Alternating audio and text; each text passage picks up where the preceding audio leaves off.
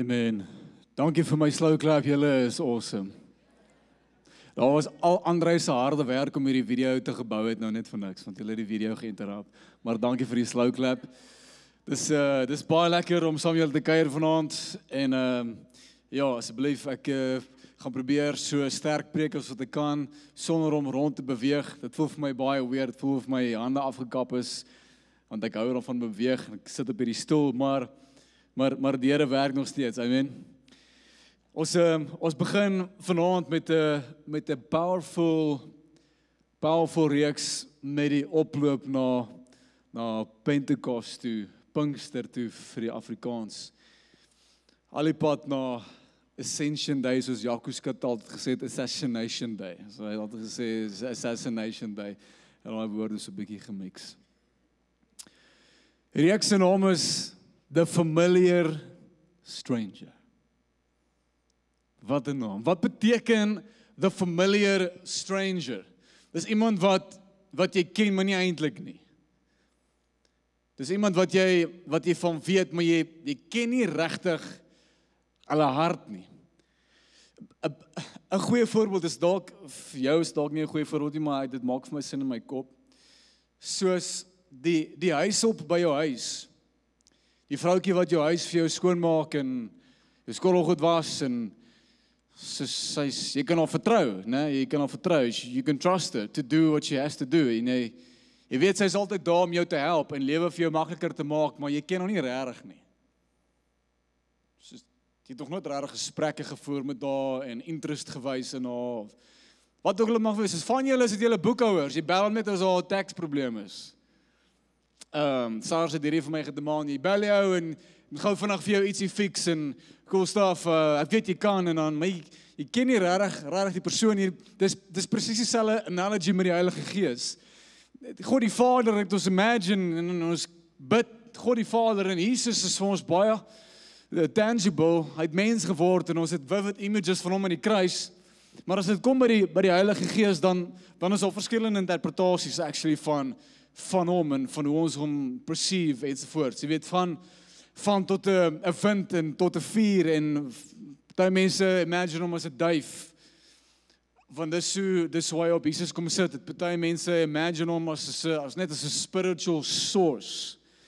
So dis vir ons baie keer moeilik om definisie te anker aan die Heilige Gees. En die hart van hierdie hele reeks, na hierdie reeks, is dat jy hom sal ken persoonlik, dat jy sal weet wie hy is, dat jy hom sal herken in elke situasie in jou lewe, dat jy vir hom sal lief wees. En laastens is dat jy regtig die teenwoordigheid van die Heilige Gees sal experience in jou lewe soos nog nooit tevore nie. En ek weet, daar is baie keer confusion ook, dit weet, as ek bid, tot wie bid ek? Bid ek tot die Vader, bid ek, sê ek, Jesus, noem ek die Heilige Gees, waar kom hierdie in my gebedslewe in? En ek gaan vanaand vir jou van dit antwoord rondom dit, maar vir ons vanaand begin in diepte ingaan rondom die persoon van die Heilige Gees.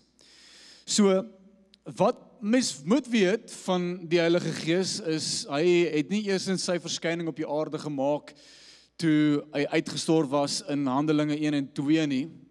Die Heilige Gees was daar reg van die begin af.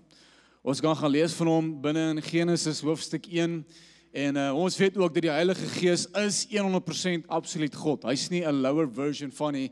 Hy's een van die Godhead. Hy's in unifying saam met Jesus en die Vader. So hy's net soveel God soos wat Jesus is en net soveel God soos wat die Vader is. Hy's nie minder as nie. Maar hy was daar van die begin af gewees. Jy kan gaan van lees van hom Genesis hoofstuk 1. In the beginning God created the heavens and the earth. The earth was formless and empty, and darkness covered the deep waters, and the Spirit of God was hovering over the surface of the waters. Daar was die Heilige Gees al klaar betrokke in die skepping van die heelal. Hy was die een wat alles in motion en in orbit ingesit het, die Heilige Gees homself. Nou as ons gaan kyk na wat die woord Spirit beteken in Hebreëus en in Hebreëus, dankie, Hebreëus, ek wil net sê, Hebreëus klink verkeerd, want dit is die boek in die Bybel, Hebreëus. In Hebreëus beteken dit ruach. Ruach, klink soos of dit iemand se naam moet wees. Ruach, kom hier. Kom hier. Moet ons seentjie Ruach noem eendag, maar ek weet nie of ons dit moet noem nie. Klink nou 'n cool naam, Ruach. Maar Ruach in Hebreëus beteken energie. Energy. Uitgedruk deur lig, light and wind. The breath, it's the breath of God. Dis 'n energiebron. Jy kan ook gaan lees in Johannes 4 vers 24. Dit sê in vers 24, for God is spirit. So as jy wil weet, en ons het al hieroor gepreek, as jy wil weet waarvan hy God gemaak is, dan sê ons sy composition is gees. Hy is gemaak uit gees uit, en ons het dit gesê, jy is ook gemaak uit gees uit. Dis wat jy is. Gees is wat God is. Energie kan gedefinieer word as lewe. En so sien ons lig en klank is 'n bron van energie. En ons weet God het in die begin Genesis 1 en 2 gesê, laat daar lig wees, en God spoke, let there be light.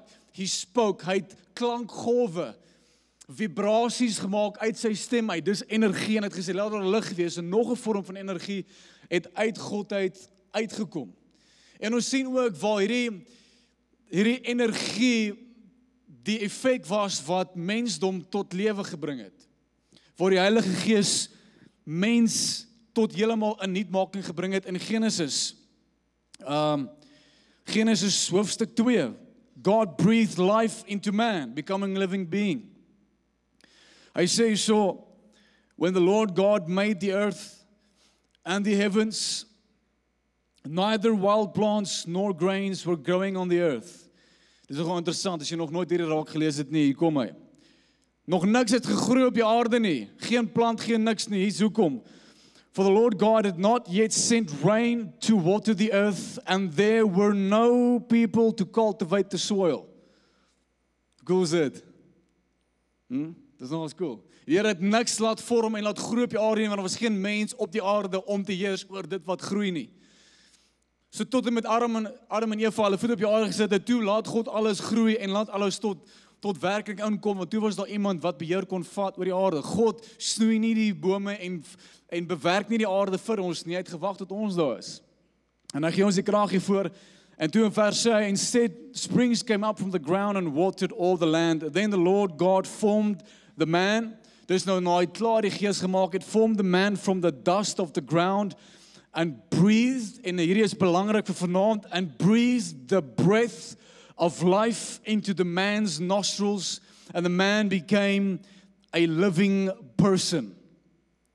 Al hierdie goeters, skepping, die kosmos, die sterre, die aarde, die sonnestelsels, alles wat jy sien, en die mens self was geskep deur die Heilige Gees homself.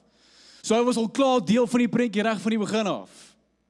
Dan gaan jy nog verder en jy sien die Heilige Gees powerfully beweeg by die vrymaking van Israel. Hoe die Heilige Gees Moses gehelp het om 'n volk van 5 miljoen mense te lei. Nou ek sê net weer eens gou vir jou, Moses het 5 miljoen Israeliete uit Egipte uitgelei sonder 'n klankstelsel. Hoe die hel het hy dit reg gekry? Die Heilige Gees het hom gehelp. En die Heilige Gees het hom die ability gegee om te kommunikeer met soveel mense, te obedient was tot wat Moses gesê het. Ons sien ook die Heilige Gees het baie keer in die vorm van 'n wolk kom hover het. Sien dit ook oor the Mount of Sinai, waar die 10 gebooie gekom het, daai wolk wat oor Moses gekom het. Die Heilige Gees was daar betrokke, dan ook binne in die tabernakel, die Heilige van die Heilige Gees, daar die teenwoordigheid van God, dit was die Heilige Gees wat daar gereside het, binne in daai heilige plek, wat niemand kon ingaan nie, en as jy durf daar ingaan, dan vrek jy, dan val jy dood. Hy was daarby betrokke, en dan sien ons ook hoe die Heilige Gees op mense gekom het, en dan kon hulle bonatuurlike dinge verrig. Ons sien oor meeste van die profete hoe die Heilige Gees op hulle gekom het, en dan kry hulle wat die Bybel sê special abilities. dan kon hulle profeteer. Die Heilige Gees kom rus op hulle vir 'n oomblik, hulle verstand gaan oop, hulle oë gaan oop, en dan sien hulle in die toekoms in, en toe begin hulle te profeteer, en hulle profeteer oor Jesus, die redder wat kom. Die hele Psalms is een massive profesie, en ons sien hoe hierdie ouens ongelooflike goed kon doen. Soos Elijah, ek weet nie of julle dit weet nie, maar ons het hieroor gepreek, dat die Here het vir hom special abilities gegee om vinniger as perde te hardloop. Hy sê vir sy diensknegt, klim op die perd met die chariot en gaan terug Jerusalem toe, en die Bybel sê, and he outran the horses. Dis is hierdie magnificent stuff wat op hulle gekom het, waar hulle hierdie cool goed kon doen, en die Heilige Gees het op hulle gekom het. Toe van daar af sien ons, die Heilige Gees homself toe nou begin uitdruk deur Jesus. Ons sien dit, ons kan dit gaan lees, toe Martha en haar sussie by mekaar gekom het, en sy het vir Johannes gedra, en Maria en Martha, Maria was Jesus se ma, en Martha was Johannes se ma, en ons sien hoe die twee by mekaar kom, en die Bybel sê, en al kom 'n wolk, 'n teenwoordigheid bo die twee vrouens, en in daai oomblik spring Jesus in die baarmoeder van sy ma, en Johannes die Doper spring in die baarmoeder van sy ma, en daar sien ons al hoe Jesus vervuld was deur die Heilige Gees in die baarmoeder. En nou word Jesus groot, en die Heilige Gees is met Jesus, en leer onthou, Jesus was ten volle vlees gewees, so hy moes hierdie verhouding gehad het met die Heilige Gees, wat hom alles kom leer het. En toe op die ouderdom van 30, toe confirm Johannes die Doper, die een wat gespring het ook in die baarmoeder van sy ma, daar confirm Johannes die Doper, hierdie is die een, hierdie is die seun, hierdie is die een van wie ons almal geprofeteer het. Hy word gedoop net daar en dan, en julle ken die storie, die Heilige Gees, na die Vader sy approval oor hom uitgespreek het, kom die Heilige Gees en kom rus op hom. Hy het klaar die Heilige Gees binne in hom gehad, wat sy identiteit bevestig het, wat hom geleer het en alles, en nou sien ons op die ouderdom van 30 eers, hoe Jesus die krag van die Heilige Gees ontvang het, net soos ek en jy, en daar begin sy ministry op daai ouderdom. Wie hierso in die vertrek is 30 jaar oud? Okay, net jy, is net jy 30, net een persoon wat 30 is. Alright, daar's nog, so Jesus was so oud soos julle, toe hy begin het met sy ministry. Mense dink altyd Jesus was oud. 30 is jonk. Ek weet van die studente dink ek, hier ou 30 is ver, my maat.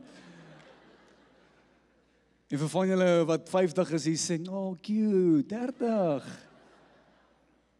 Ja, jy weet nie hoe oud jy voel tot jy met sekere mense jouself surround nie. Nou lees ons hiervan, Jesus wat die Heilige Gees op hom gehad het, die Heilige Gees gehad het, blaas dit oor sy disippels na hy uit die dood het opgewek is, Johannes 20 vers 22. Jesus says, the Father has sent me, so I'm sending you. Then he breathed on them and said, receive the Holy Spirit. Hier is 'n belangrike oomblik. Dit wat mensdom verloor het. Onthou, God het geblaas oor die liggaam van Adam. En hy het 'n lewende wese geword. En toe hulle van die boom eet, toe sterf hulle. They lost life. They were separated from the Spirit of God.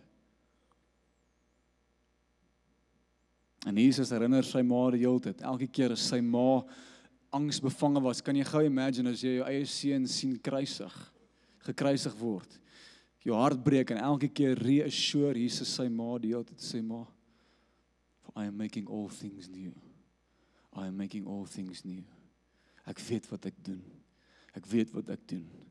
En hier kom Jesus en hy staan vir hulle. En net soos wat God geblaas het oor Adam, kom hy weer en hy blaas weer. Ruach, lewe, energie in sy disippels in, en daar restore God alles wat verlore was in mensdom. Hoe cool is dit? Amen.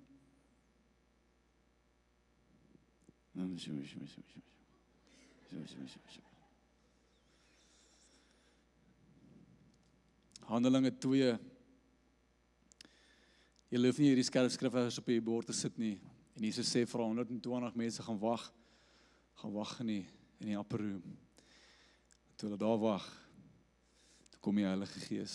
En die keer het hy nie gekom om weer op te gaan nie. Om net binne in die allerheiligste te bly, binne in die tabernakel nie. Die keer het hy gekom om in jou te bly.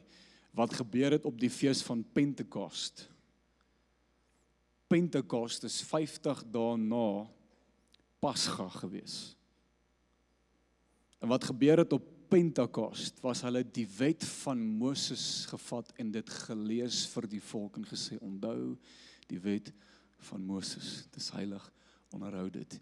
Die keer was die wet nie gelees nie. Dit wat dood gebring het, was nie gelees nie. Maar die Heilige Gees was gegee die keer, en nie die wet nie. En die keer, sê Jesus, grafeer ek die wet binne in hulle harte in. For the law is now not something you have to do, it is now something that you have become. So die Heilige Gees was nog altyd daar gewees, en as dit kom by die doping van die Heilige Gees, kan ek vanaand vir julle sê, dis Jesus homself. Hy homself doop jou met sy eie Heilige Gees. Kom ek lees hier vir jou in Matteus 3 vers 11. Johannes die doper sê, I indeed baptize you with water unto repentance, but he who is coming after me is mightier than I, whose sandals I am not worthy to carry, and he will baptize you with the Holy Spirit and fire. Amen. Hier is die tweede belangrike ding van die Heilige Gees. Hy was nog altyd daar, maar hy is 'n persoon. En hy is 'n persoon wat daarvan hou om baie persoonlik te raak. Hy is 'n persoon wat verhouding met jou soek. So hy het emosie. Hy het 'n persoonlikheid.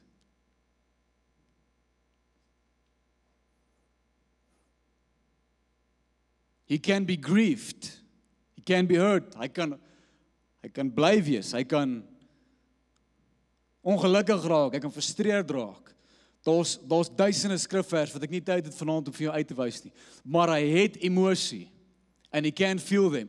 Hoekom het hy emosie? Want ons het emosie. Ek en jy is gemaak na sy beeld en sy gelykenis. Die Heilige Gees lyk nie anders daar as Jesus nie. Die Heilige Gees is nie net 'n substitute van Jesus nie, maar hy is die teenwoordigheid van Jesus. He's not a replacement, he is the very presence of Jesus. En nou sien ons hierdie gesprek, Jesus praat met sy disippels net voor hy gekruisig word en hy sê, dit is goed vir my dat ek moet teruggaan na die Vader toe. Hy sê hier in Johannes 16 vers 7, but in fact, it is best for you that I go away. Nou baie van die ouens sal dink, nee, dit is nie vir ons goed nie. It is best for us that you stay. We do not want to lose you. Hy sê, but it is best for you that I go, because if I don't, the advocate won't come. And if I go away, then I will send him to you. Die ding is met Jesus homself, as hy was beperk tot een wese, tot een liggaam. So hy moes verskyn aan 500 verskillende mense na hy opgestaan het, een per slag. Hy kon nie by 2 verskillende mense wees op dieselfde tyd nie. En daarom sê hy, dit is voordelig dat ek gaan.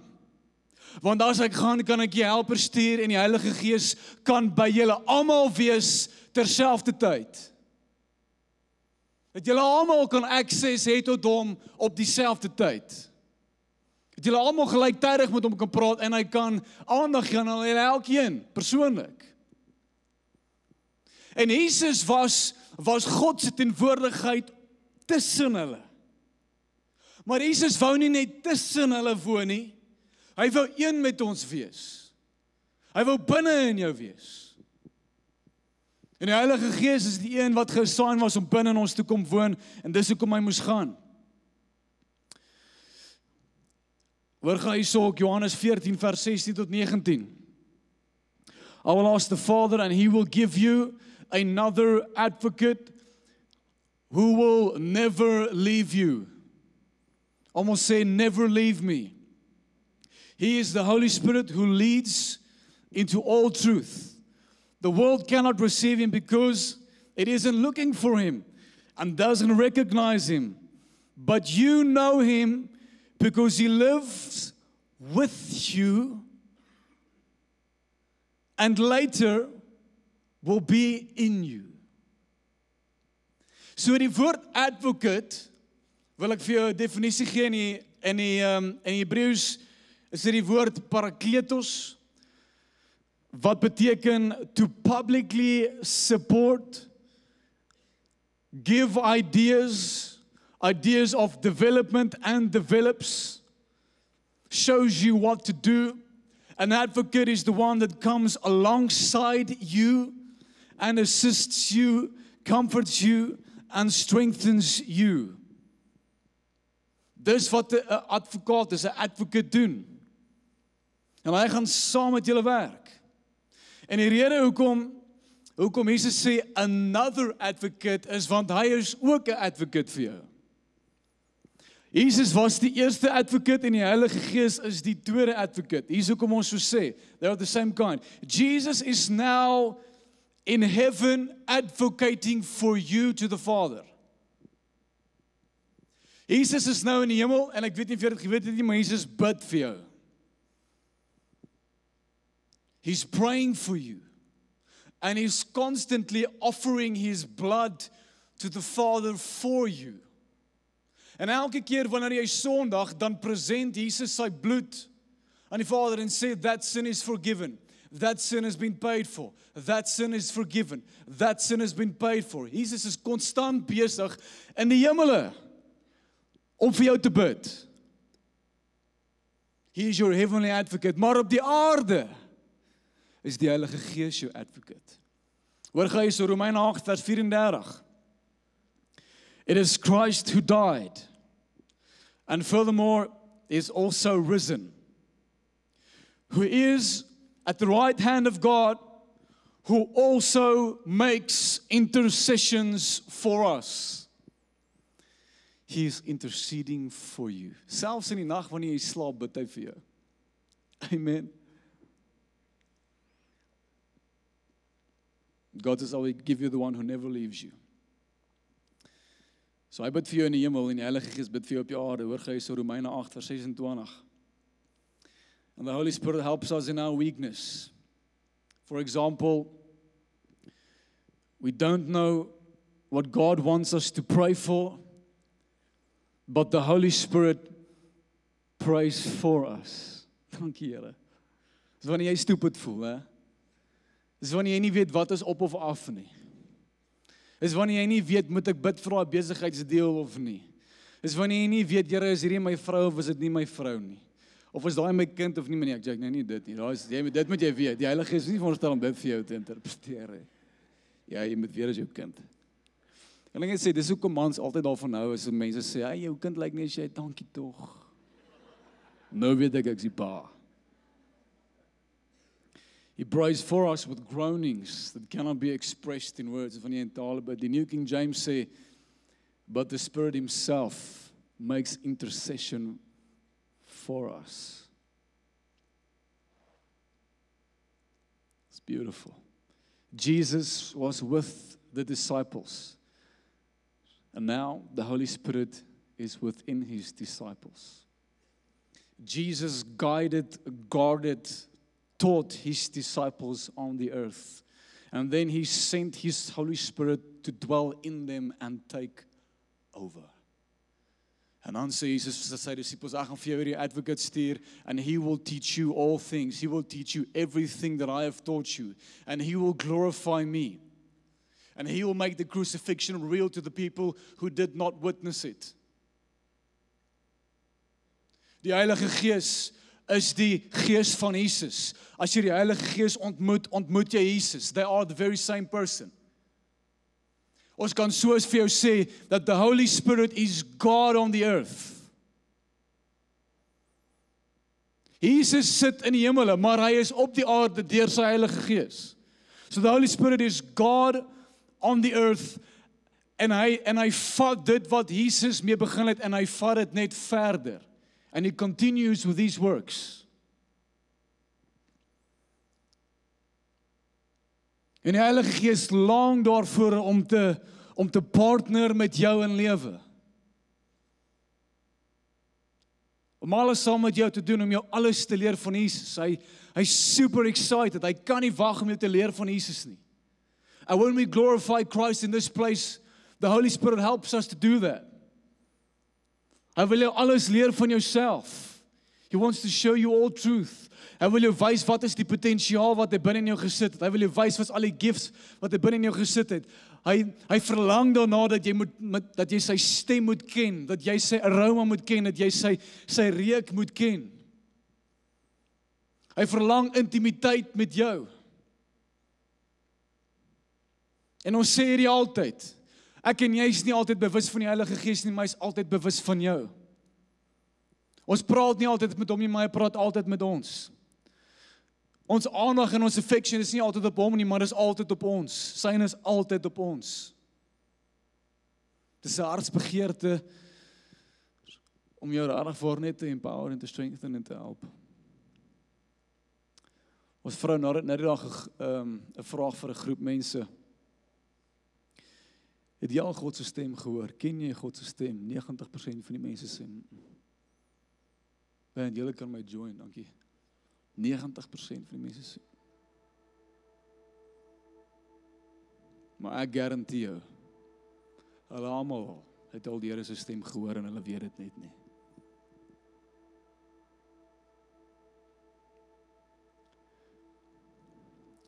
As ek jy maar net kan terugvat na die tye toe waar die Heilige Gees met jou gepraat het en jy het gedink, "Wow, toevallig het hierdie gedagte in my kop ingekom.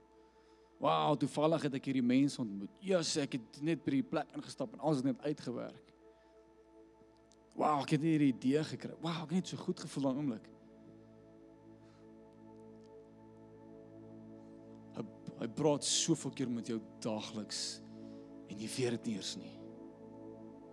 He's a familiar stranger to you.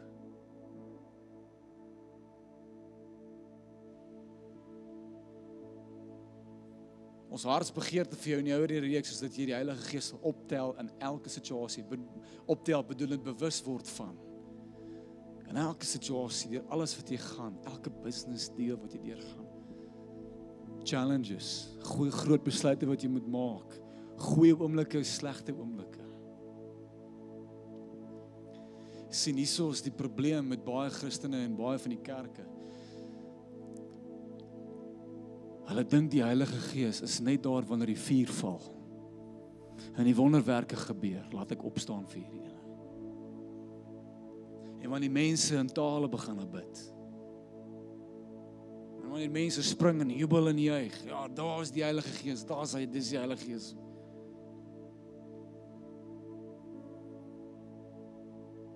Maar is ook die Heilige Gees. Wanneer jy op die bank lê, op die verge van selfmoord, en hy stuur jou eie persoonlike vrou na jou toe en sê, gaan tel hom op. Dis ook die Heilige Gees wanneer jy op die punt is om jou besigheid toe te maak. En kom wysheid in. Kom 'n idee in. Dis wanneer jy sit in daai chemosessies.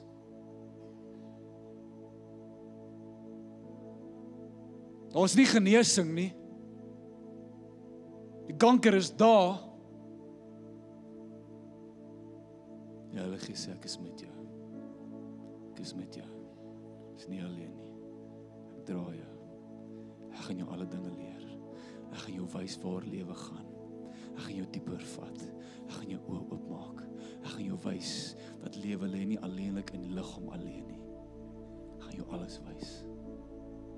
Dis wanneer jy niks geld in jou bank het nie. So ek is hier met jou. Ek gaan jou leer. Ek gaan jou wysheid gee. Ek gaan jou leer wat is geluk.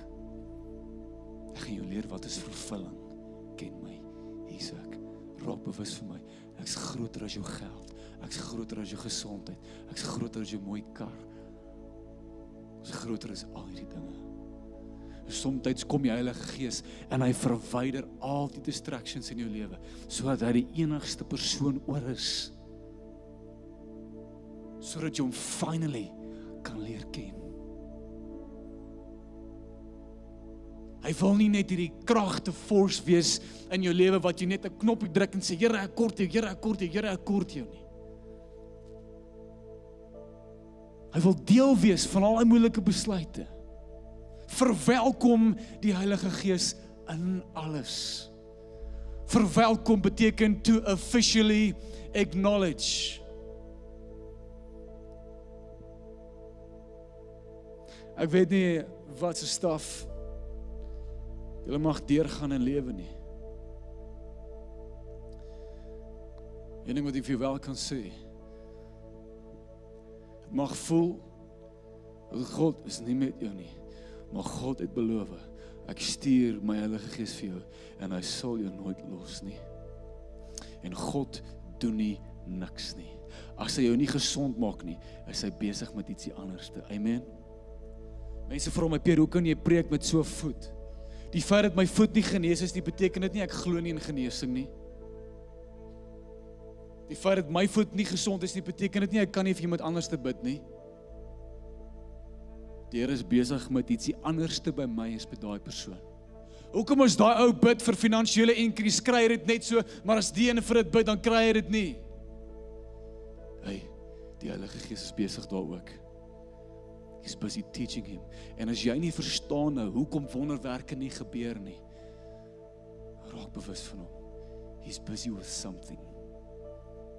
And whatever he is busy with is very good. Amen. Kan ons die Heilige Gees vanaand honor deur vir hom aan 'n klap te gee en sê, Here, dankie dat hy hier is.